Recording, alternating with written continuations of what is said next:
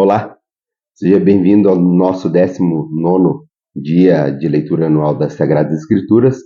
Meu nome é Heberto Alonso, se você está chegando agora, nós temos vários vídeos gravados sobre a leitura e você pode nos acompanhar através da nossa playlist. Se você tiver alguma dúvida, por favor, deixe fixado nos comentários abaixo e peço para você para curtir, compartilhar e também ativar os sininhos para que você possa estar recebendo todas as notificações.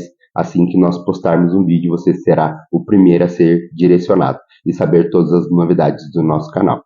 Hoje nós estaremos fazendo a leitura de Gênesis no capítulo 20, depois nós iremos ser transportados até Mateus no capítulo 19, voltaremos a Neemias no capítulo 9 e finalizaremos a nossa leitura de hoje em Atos dos Apóstolos no capítulo 19.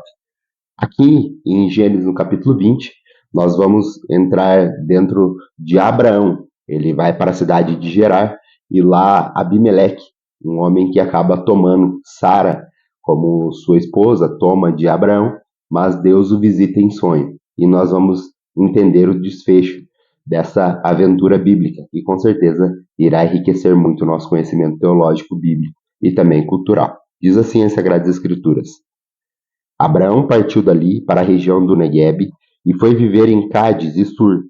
Depois morou algum tempo em Gerar. Ele dizia que Sara, sua mulher, era sua irmã. Então Abimeleque, rei de Gerar, mandou buscar Sara e tomou-a para si. Certa noite Deus veio a Abimeleque num sonho e lhe disse: Você morrerá. A mulher que tomou é casada. Mas Abimeleque, que ainda não havia tocado nela, disse: Senhor, destruirias um povo inocente? Não foi ele que me disse: Ela é minha irmã? E ela também não disse: Ele é meu irmão? O que fiz foi de coração puro e de mãos limpas. Então Deus lhe respondeu no sonho: Sim, eu sei que você fez isso de coração puro. Eu mesmo impedi que você pecasse contra mim e por isso não lhe permiti que tocá-la. Agora devolva a mulher ao seu marido. Ele é profeta e orará em seu favor, para que você não morra. Mas se não a devolver, esteja certo de que você e todos os seus morrerão. Na manhã seguinte, Abimeleque convocou todos os seus conselheiros, e quando lhes contou tudo o que acontecera, tiveram muito medo. Depois Abimeleque chamou Abraão e disse: O que fizeste conosco? Em que foi que pequei contra ti, para que nos trouxesse tamanha culpa sobre mim e sobre o meu reino? O que me fizeste se não faz a ninguém? E perguntou Abimeleque a Abraão: O que te levou a fazer isso? Abraão respondeu: Eu disse a mim mesmo: Certamente ninguém teme a Deus neste lugar, e irão matar-me por causa da minha mulher. Além disso, na verdade ela é minha irmã por parte de pai, mas não por parte de mãe, e veio a ser a minha mulher. E quando Deus me fez sair errante da casa de meu pai, eu disse a ela: Assim você me provará a sua lealdade, em qualquer lugar onde for. Diga-me que eu sou seu irmão. Então Abimeleque trouxe ovelhas e bois, servos e servas, deu-os a Abraão e devolveu-lhe Sara, sua mulher.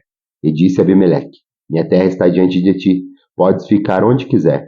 Sara disse a ele: Então, estou dando a seu irmão 1000 peças de prata para reparar a ofensa feita a você, diante de todos os seus. Assim todos saberão que você é inocente. A seguir, Abraão orou a Deus e Deus curou Abimeleque, sua mulher, suas servas, de forma que puderam novamente ter filhos, porque o Senhor havia tornado estéreis todas as mulheres da casa de Abimeleque por causa de Sara, a mulher de Abraão. Agora nós iremos para Mateus, no capítulo 19, aonde o Senhor ele trata primeiramente da questão do divórcio e depois ele começa a decorrer com Jesus, como ele tratava as crianças e ele também trata sobre do jovem rico, que nós poderemos ler aqui em Mateus, no capítulo 19, que diz assim: Quando acabou de dizer essas coisas, Jesus saiu da Galiléia e foi para a região da Judéia, no outro lado do Jordão. Grandes multidões o seguiam, e ele os curou ali. Alguns fariseus aproximaram-se dele para pô-lo à prova, e perguntaram-lhe: É permitido ao homem divorciar da sua mulher por qualquer motivo? Ele respondeu: Vocês não leram que no princípio o Criador os fez mulher e homem? E disse: Por essa razão o homem deixará seu pai e sua mãe e unir-se à sua mulher, e os dois se tornarão uma só carne. Assim, eles já não são dois, mas sim uma só carne. Portanto, o que Deus uniu, ninguém separe. Perguntaram eles: Então, por que Moisés mandou dar a certidão de divórcio à mulher e mandá-la embora? Jesus respondeu: Moisés permitiu que vocês se divorciassem de suas mulheres por causa da dureza do coração de vocês. Mas não foi assim desde o princípio. Eu digo que todo aquele que divorciar da sua mulher, exceto por imoralidade sexual e se casar com outra mulher, estará cometendo adultério. Os discípulos lhe disseram: se esta é a situação entre o homem e a mulher, é melhor não casar. Jesus respondeu: nem todos têm a condição de aceitar essa palavra, somente aqueles a quem isso é dado. Alguns são eunucos porque nasceram assim, outros foram feitos assim pelos homens, outros ainda se fizeram eunucos por causa do reino dos céus. Quem puder aceitar isso, aceite. Depois trouxeram crianças a Jesus, para que ele lhe impusesse as mãos e orasse por elas. Mas os discípulos as repreendiam. Então Jesus disse: deixe vir a mim as crianças e não as impeçam, pois o reino dos céus pertence aos que são semelhantes a elas. Depois de lhe impor as mãos, partiu-lhe dali. Eis que alguém se aproximou de Jesus e perguntou: mestre, que farei de bom para ter a vida eterna? Respondeu-lhe Jesus: por que você me pergunta sobre o que é bom? Há somente um que é bom. E se você quer entrar na vida, obedeça aos seus mandamentos. Quais? Perguntou ele. Jesus respondeu: não matarás, não adulterarás, não furtarás, não darás falso testemunho, honra teu pai e tua mãe, e amarás o teu próximo como a ti mesmo. Disse-lhe o jovem: a tudo isso tenho obedecido, o que me falta ainda? Jesus respondeu: se você quer ser perfeito, vá vendo seus bens e dê aos pobres, e você terá o tesouro no céu. Depois venha e siga-me. Ouvindo isso, o jovem afastou-se triste, porque tinha muitas riquezas. Então Jesus disse aos discípulos: digo a verdade, dificilmente o rico entrará no reino dos céus. E digo ainda, é mais fácil passar um camelo pelo fundo de uma agulha do que um rico entrar no reino dos céus. Ao ouvirem isso, os discípulos ficaram perplexos e perguntaram: neste caso, quem pode ser salvo? Jesus respondeu, olhando para eles: para o homem é impossível, mas para Deus todas as coisas são possíveis. Então Pedro lhe respondeu: nós deixamos tudo para seguir-te. Que será de nós? Jesus disse: digo a verdade a vocês. Por ocasião da regeneração de todas as coisas, quando o Filho do Homem se assentar em seu trono de glorioso, vocês me seguirão também e se assentarão em 12 tronos, para julgar as 12 tribos de Israel. E todos os que tiverem deixado casas, irmãos, irmãs, pai, mãe, filhos ou campos, por minha causa, receberão 100 vezes mais e herdarão a vida eterna. Contudo, muitos primeiros serão últimos, e os últimos serão os primeiros. Vamos agora voltar para o livro de Neemias, no capítulo 9, onde o povo faz a confissão do pecado e se humilha diante das poderosas mãos do Senhor. Neemias, no capítulo 9, diz assim: no 24º dia do mês, os israelitas se reuniram, jejuaram, vestiram pano de saco e puseram terra sobre a cabeça. Os que eram de ascendência israelita tinham se separado de todos os estrangeiros. Levantaram-se nos seus lugares, confessaram seus pecados e a maldade de seus antepassados. Ficaram onde estavam e leram o livro da lei do Senhor, do seu Deus, durante 3 horas. E passaram outras 3 horas confessando seus pecados, adorando o Senhor, o seu Deus. Em pé, na plataforma, estavam os levitas, Jesua, Bani, Cadmiel, Sebanias, Buni, Seríbias, Bani e Kenani, que em voz alta clamavam ao Senhor, o seu Deus. Os levitas Jesua e Cadmiel, Bani, Assabanéias, Serébias, Ódias, Sebanias e Petaías conclamavam o povo, dizendo: levantem-se e louvem o Senhor, o seu Deus, que vive para todo sempre. Então diziam: bendito seja o teu nome glorioso, a tua grandeza está acima de toda expressão de louvor. Só tu és o Senhor. Fizeste o céu e os mais altos céus, e tudo que nele há, a terra e tudo que nela existe, os mares e tudo que neles existe. Tu deste a vida a todos os seres, e os exércitos dos céus te adoram. Tu és o Senhor, o Deus que escolheu Abrão, trouxe de Ur dos Caldeus, e lhes deu o nome de Abraão.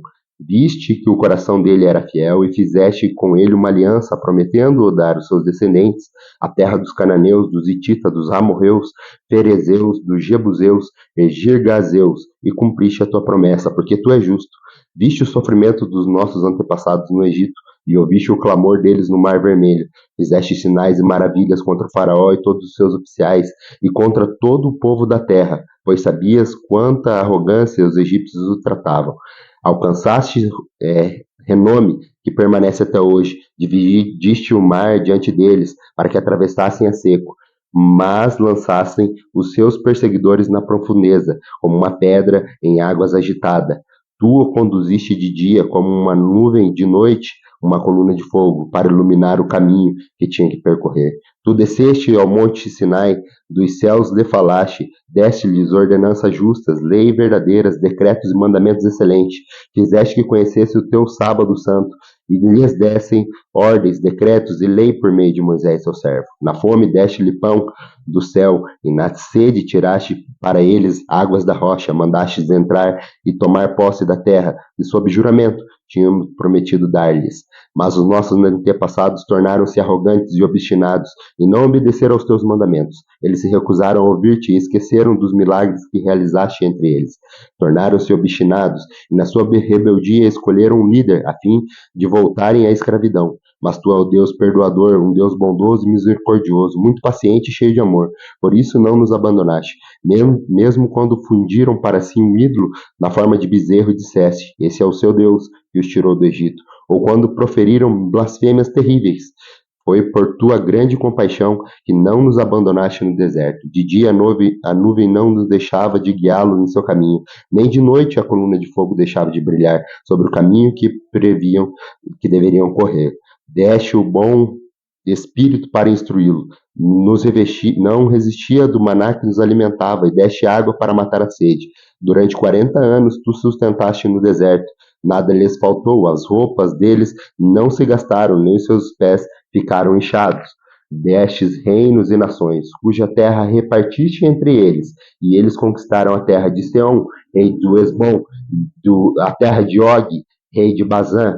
Tornas-te o filho tão numerosos como a estrela do céu, e os trouxeste para entrar e possuir a terra que prometestes aos seus antepassados.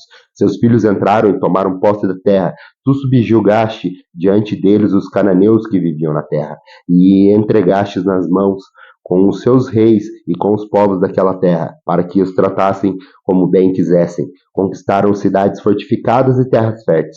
Apossaram-se de casas cheias de bens, poços escavados, vinhas, olivais e muitas árvores frutíferas. Comeram até fartar-se e foram bem alimentados. Eles desfrutaram de toda sua bondade, mas foram desobedientes e rebelaram-se contra ti. Deram as costas para a tua lei, mataram teus profetas, os que tinham advertido para que voltassem para ti, e fizeram ofensas detestáveis. Por isso tu os entregaste nas mãos dos inimigos que os oprimiram. Mas quando foram oprimidos, clamaram a ti. Dos céus tu ouviste, e na tua grande compaixão deste-lhes libertadores, que os livraram das mãos dos seus inimigos.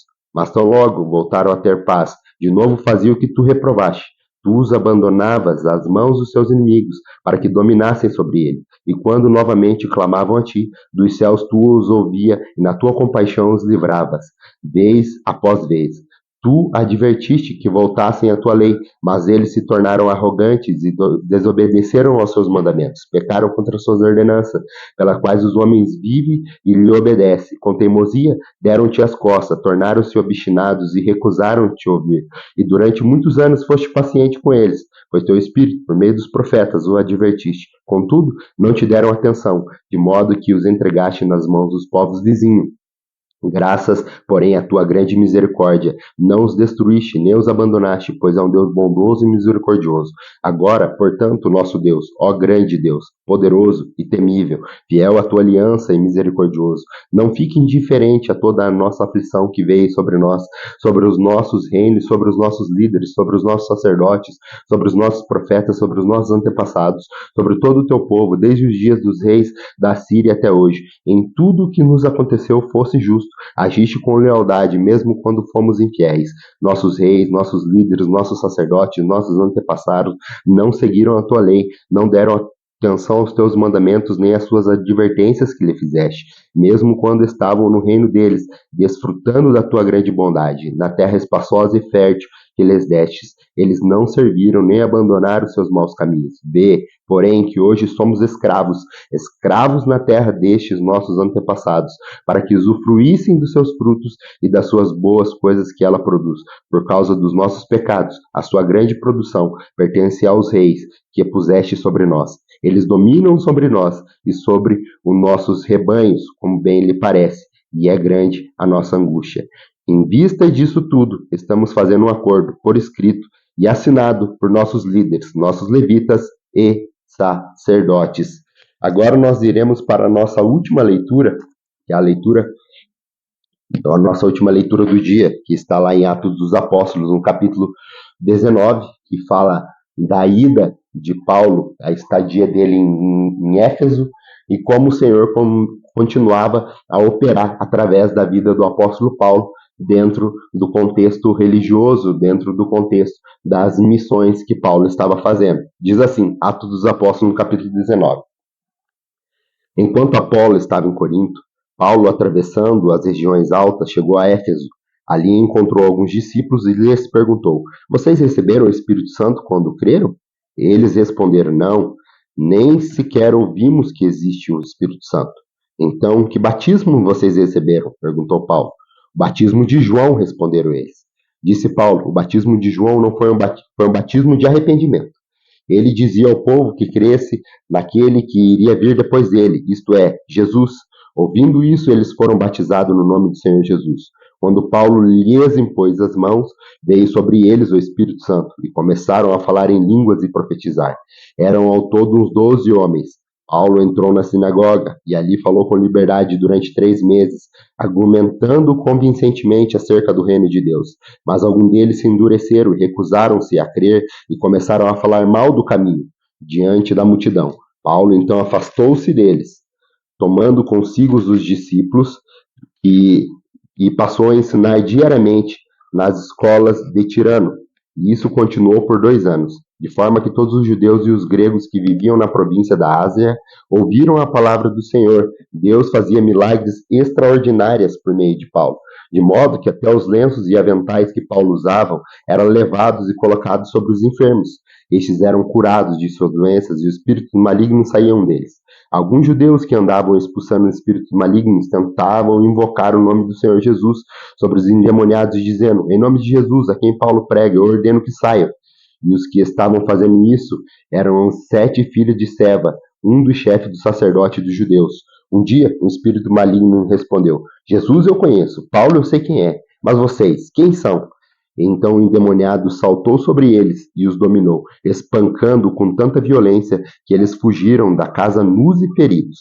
Quando isso se tornou conhecido de todos os judeus e gregos que viviam em Éfeso, todos eles foram tomados de temor, e o nome do Senhor Jesus era engrandecido. Muitos dos que creram viram e confessaram e declaravam abertamente suas más obras. Grande número dos que tinham praticado o ocultismo reuniram seus livros e queimaram publicamente. Calculado o valor total, esse chegou a 500.000 dracmas. Dessa maneira, a palavra do Senhor muito se difundia e se fortalecia. Depois dessas coisas, Paulo decidiu no espírito ir para Jerusalém. Passando pela Macedônia e pela Caia, ele dizia: Depois de haver estado ali, é necessário também que eu vá visitar Roma. Então enviou à Macedônia 2 dos seus auxiliares, Timóteo e Erasto, e permaneceu mais um pouco na província da Ásia. Naquele tempo, houve um grande tumulto por causa do caminho. Um ourives chamado Demétrio, que fazia miniaturas de prata do templo de Artemis e que dava muito lucro aos artífices, reuniu-os com o trabalho dessa profissão e disse: Senhores, vocês sabem que temos uma grande fonte de lucro nessa atividade, e estão vendo e ouvindo como este indivíduo, Paulo, está convencendo e desviando um grande número de pessoas aqui em Éfeso, e quase toda a província da Ásia. Diz ele que os deuses foram feitos por mãos humanas, não são deuses. Não somente há perigo de nossa profissão perder a sua reputação, mas de todo o templo da grande deusa Artemis cair em descrédito, e de sua própria deusa, adorada em toda a província da Ásia e em todo o mundo, ser destituído da sua majestade divina. Ao ouvirem isso, eles ficaram furiosos e começaram a gritar: Grandes é a Artemis dos Éfesos! E em pouco tempo a cidade estava tomada por tumulto. O povo foi às pressas para o teatro, arrastando os companheiros de viagem de Paulo, os macedônios Gaio e Aristarco. Paulo queria apresentar-se à multidão, mas os discípulos não o permitiam. Alguns amigos de Paulo, dentre as autoridades da província, chegaram a mandar-lhe um recado, pedindo que não se arriscasse a ir ao teatro. A assembleia estava em confusão. Uns gritavam uma coisa, outros gritavam outra. A maior parte do povo nem sabia por que estava ali. Alguns da multidão julgaram que Alexandre era o causador da multidão. Quando os judeus empurraram para a frente, ele fez um sinal pedindo silêncio, com a intenção de fazer a sua defesa diante do povo. Mas, quando ficaram sabendo que ele era judeu, Todos gritaram em uma só voz durante 2 horas: Grandes é Artemis dos Éfesos. E o escrivão da cidade acalmou a multidão e disse: Efésios, quem não sabe que a cidade de Éfeso é a guardiã do templo da grande Artemis e da sua imagem que caiu do céu? Portanto, visto que esses fatos são inegáveis, acalme-se e não faça nada precipitadamente. Vocês trouxeram esse homem aqui, embora ele não tenha roubado o templo, nem blasfemado contra nosso Deus. Se Demétrio e seus companheiros de profissão têm alguma queixa contra alguém, os tribunais estão abertos, e se algum procônsules e que eles apresentem a sua queixa. Se há mais alguma coisa que vocês desejam apresentar, isso será decidido em assembleia, conforme a lei. Da mesma sorte, como está, corremos o perigo de sermos acusados de perturbar a ordem pública por causa dos acontecimentos de hoje. Neste caso, não seríamos capazes de justificar este tumulto, visto que não há razão alguma para tal. E tendo dito isso, ele encerrou a assembleia. Muito obrigado pela tua companhia. Lembro você, compartilhe, comente, deixe o seu like e ative os sininhos. E eu aguardo você amanhã para o nosso 20º dia de leitura anual das Sagradas Escrituras. Que a paz do Senhor esteja em seu coração.